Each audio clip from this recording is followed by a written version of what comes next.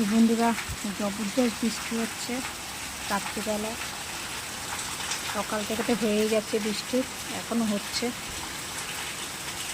তো এই বৃষ্টির মধ্যে আর কি ডিনার করব। দেখতে পাচ্ছেন কি জোরে নেমেছে বৃষ্টি, চারিদিকে আমাদের জল জমে যাচ্ছে। তো বাজার হাট তেমন একটা হচ্ছে না। তো ডিনার কি করব, তাই ডিনার এটাই সেরে নিল। তো এক গামলা খিচুড়ি করে ফেললাম। বৃষ্টির মধ্যে খিচুড়ি খেতে ভালোই লাগে। তো খিচুড়ি হয়ে গেল আমাদের। আর খাওয়ার সময় পাঁপড় ভাজবো। তো আজকে হচ্ছে এই ডিনার। আপনাদের কাদের কেমন ডিনার হলো কমেন্ট করে জানাবেন।